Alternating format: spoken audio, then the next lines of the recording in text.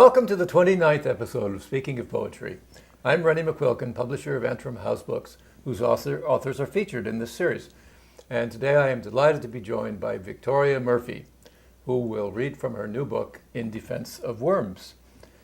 She attended Radcliffe College, earned a PhD in English at the City University of New York, and has taught at Hunter College, the Brearley School, and the Santa Fe Community College. Victoria grew up surrounded by literati. Family legend has it that once her grandfather and aunt recited antiphonally the entire rhyme of the Ancient Mariner, and she herself memorized much of Belloc's cautionary tales, Lear's Book of Nonsense, Alfred Noyes' The Highwayman, on and on. Currently, she divides her time between New York City, Deep River, Connecticut, and Mount Desert Island in Maine. Welcome to Speaking of Poetry, Victoria Murphy. Thank you very much, Rennie. It's a great pleasure to be here. The first poem I'd like to read is one that was inspired by Robert Hayden's lovely poem, Those Winter Sundays, in which he describes his father going down an early morning winter Sunday to light or to stir up the furnace and warm the house. Robert Hayden was an African-American and from a very poor family. That neither of those was true of me, but my father, like his, also went down early to stir up the furnace. This is called, from a line of Hayden's, The Chronic Angers of That House. Vacation mornings in the wintertime, when we were at our country place, I'd wake to hear my father swearing at his task. He'd gone down cellar in the still cold house to stir up last night's coals, and when they glowed, he'd throw 3 noisy logs on top of them, then turn the many dampers right or left so that the heat would rise and warm our rooms. My mother found the ancient system quaint and liked the country smell of burning wood, so kept the log-fed furnace when she bought the 100-year-old farmhouse and the land. Nestled beneath 2 blankets and a quilt, I'd roll the flanges open on the register by reaching out a bare toe from my bed so that my room would slowly fill with warmth while sounds of acrimony mingled with the heat. "It's smoking, Charlie," came my mother's voice from where she stood outside my sister's room, resounding faintly from the flue as well, while adding in her tone, without the words, "This happens every morning needlessly. Why can't you ever get the thing to work?" "God damn it, hell," would echo up the flue. "I know it's smoking, hell." And then there'd be more crashes, more bad words, and all our rooms would fill with blue wood smoke, a scent that brings my father back today, along with whiffs of cigarettes and booze, that heavy mixture of his rage and shame. But then we'd hear the fire start to roar, and though the smoke was drawing where it should, my father, coughing, slowly climbed upstairs. I'd lie in bed until the room warmed up. Later we'd joke. My sister, brother, I would imitate our father. "Damn it, hell!" And then we'd laugh, as if our silliness could somehow dampen all those morning fires.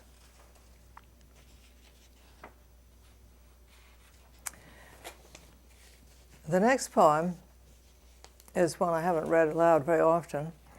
My husband died almost 8 years ago, and one of the most helpful things that was said to me, among many, was what an old friend said, that it won't feel the way you think it will, she having lost her husband previously. I don't know why that was a helpful thing to say, but it was, and I wrote this Villanelle while I was thinking about it. It's called I Yet Would Tell You. It's the ordinary things I miss, the trivial talk, the silly joke. I didn't think that it would feel like this. The moments when we'd reminisce and laugh at memories our tales evoked, it's these ordinary things I miss. The small anxiety the other could dismiss now keeps its nagging power to provoke. I didn't think that it would feel like this. The trifling thought, a mere parenthesis, I yet would tell you, now remains unspoke. It's these ordinary things I miss. When one said things the other took amiss that led to harsher words, at length revoked, I never thought I'd feel the want of this. The unremarkable, not times of bliss, is what sustains, it seems, the marriage yoke. And it's these ordinary things I miss. I didn't think that it would feel like this. And now to stay with Villanelles, but on a slightly cheerier note, the next poem is called Summer Villanelle. Breakfast with grandchildren I've come to dread. Their parents' deafening solicitude, while Granny tries to leave her thoughts unsaid. Will you have milk or orange juice, toast or bread? The moms and dads interrogate their brood. Such dithering with grandchildren I dread. Which sippy cup do you prefer, the red? The answer, naturally, is often rude, and I try hard to leave my thoughts unsaid. There were no questions in my day. Instead, one ate one's meal in silent gratitude. Our grandmothers inspired us with dread. Our offspring, too, were reasonably fed, while grown-ups talked about ideas, not food, and only children left their thoughts unsaid. Now, with their choice of fare unlimited, these kids eat nothing, and I thus conclude that future meals with grandchildren I'll dread, although I've learned to leave these thoughts unsaid. And I'd like to add here that my son, who was an English teacher, but also the father of 3, and who I thought would like this poem, read this unsmilingly, and after a pause said, "Well, Granny, just because you leave your thoughts unsaid doesn't mean that everyone doesn't know what you're thinking."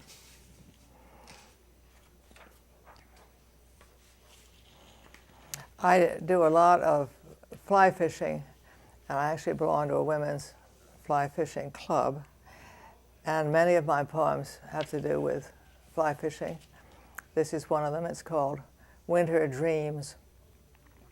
In January, when the frigid stream, mantled in blue ice, can barely flow, when sharp winds blow and gray skies augur snow, then, somnolent beside the hearth, I dream of April buds, skunk cabbage, and blue sky, and in mind's eye see landing light upon the stream, my fly.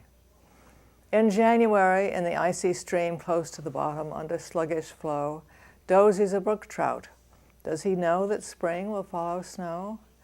And does he also dream of clear brook water, fragmenting blue sky? And does he see within his gelid eye a light upon the water, the long-awaited fly? Another fishing poem was inspired by listening to 3 sisters who were members of my fishing club when I first joined years ago. They were in their 80s, and their father had been a famous fly fisher, Percy Jennings, inventor of the dry fly that's called the rat-faced McDougal, which it deserves a poem all of its own. They always spoke about their father, who had coached them as children to learn how to fish. And they were very aware of his strictures and suggestions.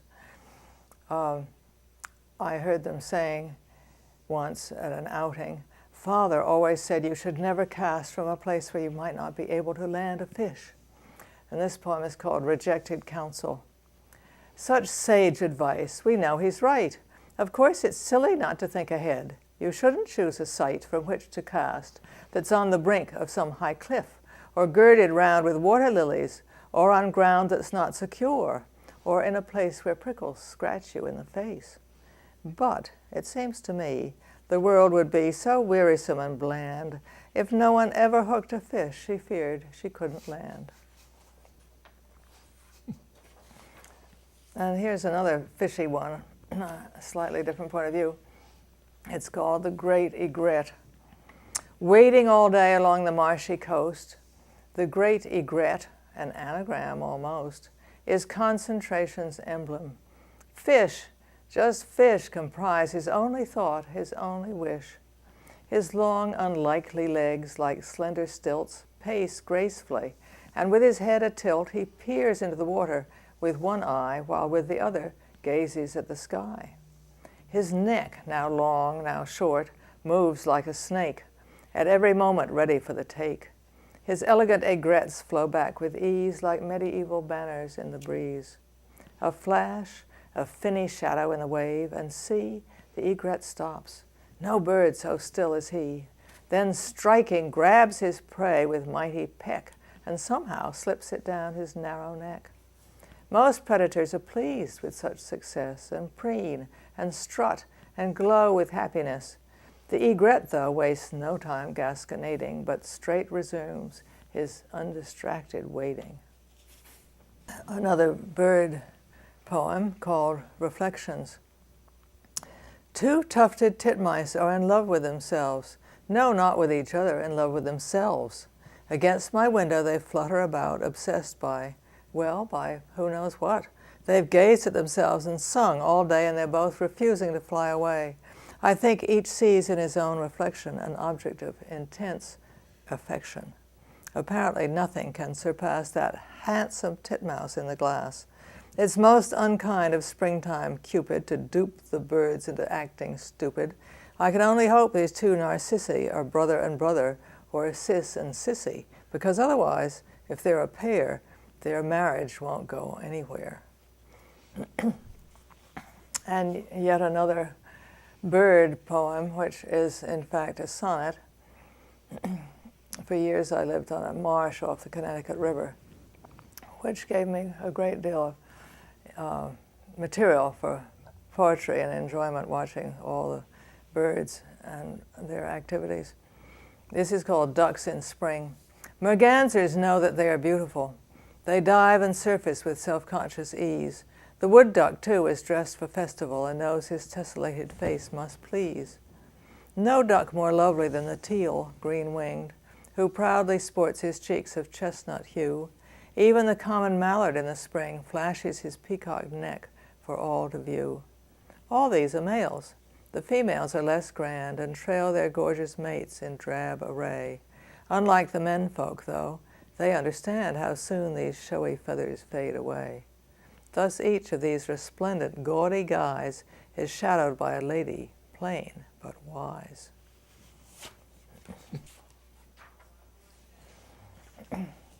Richard Wilbur, who is now over 90, I believe, has recommended writing verse translations when, as one gets older, the muse visits with less frequency. So this is a translation. I find that's very good advice, and I love doing translations. This is a translation from Boileau, his La Poétique. It's on the subject of criticism. Boileau on the value of criticism. Do you fear for your verses a public disgrace? It's yourself as a critic you first should embrace. Only ignorant poets think their own work is best. Look for friends who'll be quick to correct and suggest. For it's these who will give you opinion sincere, and about your shortcomings be helpfully severe. Disembarrass yourself of the pride of creation, and learn what is friendship and what adulation. Those who secretly mock you may seem to applaud. Love those of good counsel, and not those of fraud. A toady exclaims in a voice loud and shrill, how each line of your poetry delivers a thrill. Everything's charming, divine, past improving. Here it's hilarious, there deeply moving. Overwhelmed you attend to this fatuous praise, but the unvarnished truth never comes in such ways. A wise friend, always rigorous, won't tolerate the sloppy or faulty or plain second rate. He never forgives you the negligent line, restores awkward meter to better design. He reprimands bombast and terms too intense. Here it's the sentence that grates, there the sense. This line's so inverted I can't comprehend it. This word is ambiguous and you must mend it. It's thus you're addressed by a genuine friend. Don't grope for excuses, just closely attend. This has inhibited some of my friends when they write me to very kindly congratulate me on my book. Several of them have prefaced their remarks by saying, I don't want to sound like the critic that Boileau criticizes, but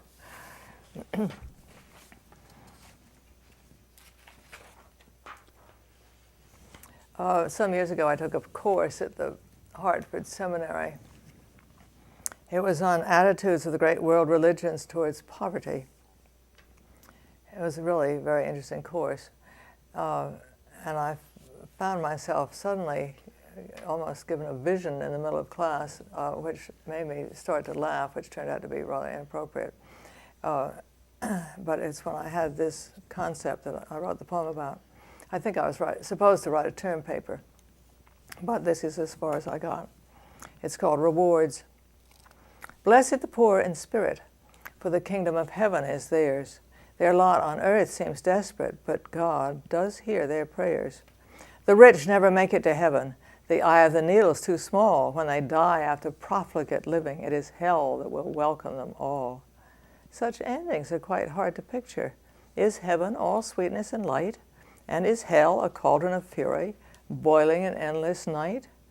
Perhaps when we die, we will travel to a place in the median zone, where everyone's status is equal and poverty is unknown. None will have more than the others. We'll all live moderately well. To the poor it will seem like heaven, but to the rich, like hell. The next poem is a sort of a parody of Wordsworth, who I must say does lend himself to parody.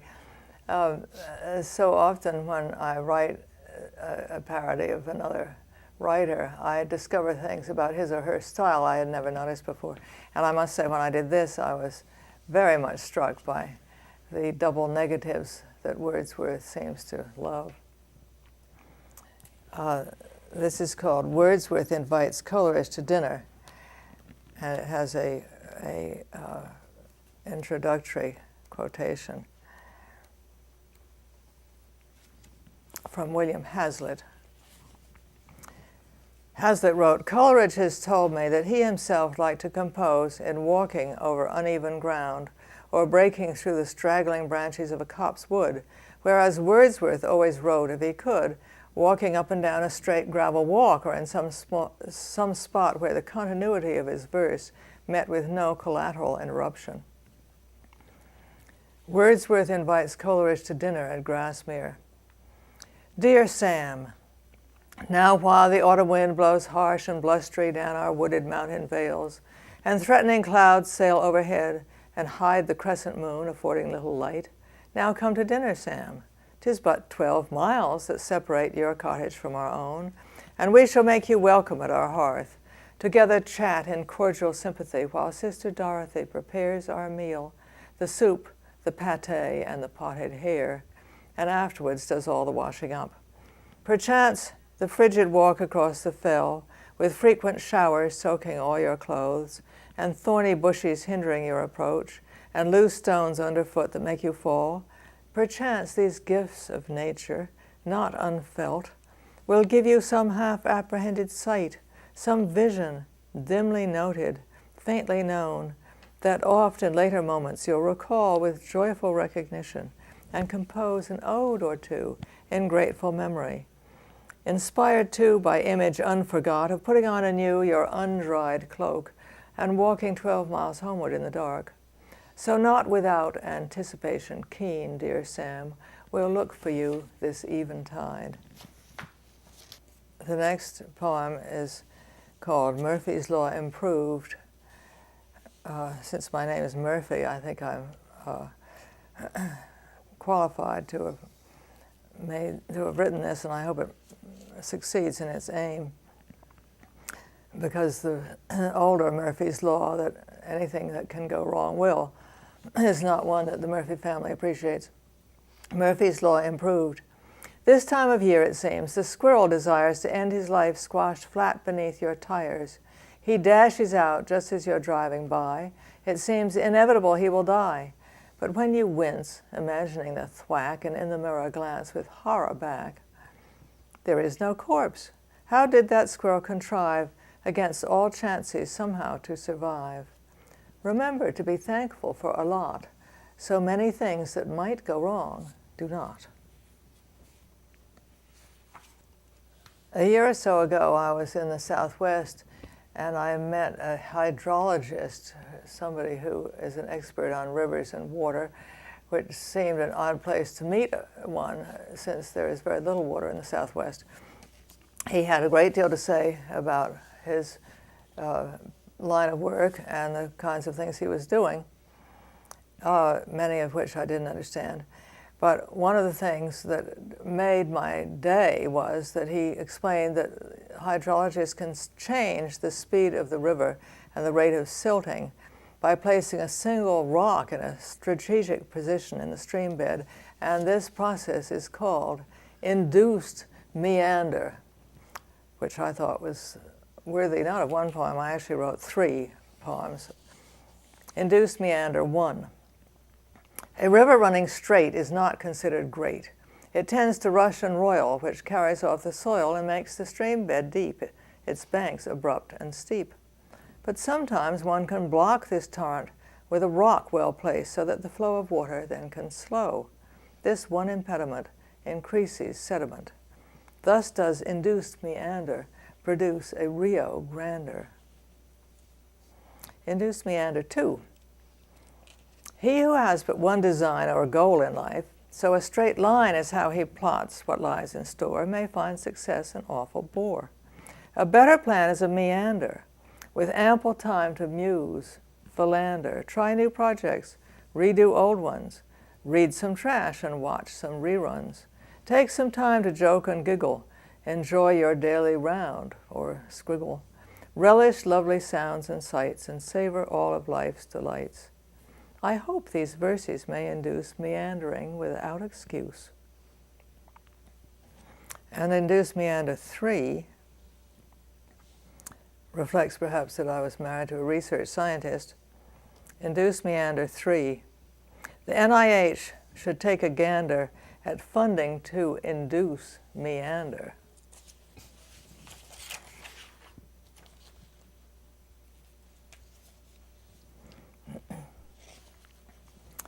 The next poem was written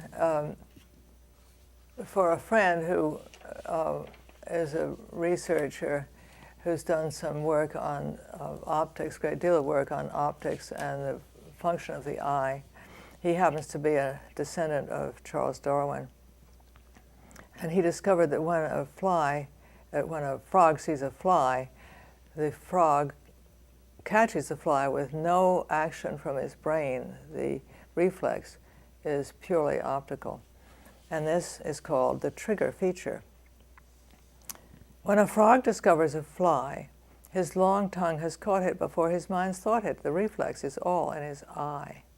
A descendant of Darwin detected that wonderful fact of a split-second act with no cerebration reflected. The clever amphibian creature can bypass his brain.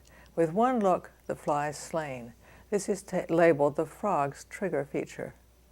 We'd like to be able to plead ere pulling the trigger. We humans consider the lasting effect of our deed. But despite evolution, we're keeping the frog's mindless style. Only once in a while do we thoughtfully look before leaping.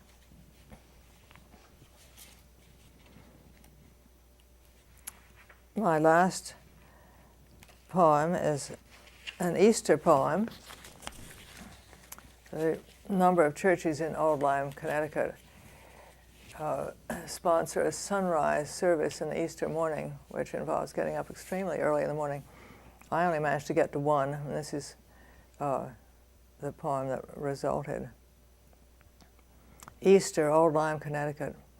We saw no sunrise at the sunrise service, just dank fog over the meadow in Long Island Sound, the only foreground 2 gulls riding the tide. Then late that afternoon, I looked the length of Main Street through the purple scrim of flowering trees to the river, and there they were, white sails glowing in the low sunlight, gliding back and forth like distant alleluias. Victoria, thank you for that. I hesitate to praise your poems, lest my praise seem fulsome.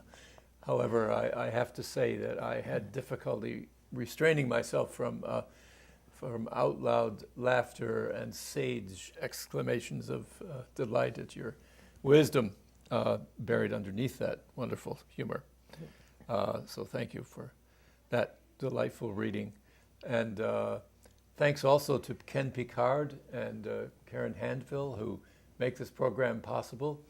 If you would like to learn more about Victoria Murphy's work and read samples from her book, please visit the Antrim House website, antrimhousebooks.com. While there, you may be interested in other Antrim House poets whose lives and works are described on the website. Goodbye until we meet again next month for the 30th, impossibly, 30th installment of Speaking of Poetry.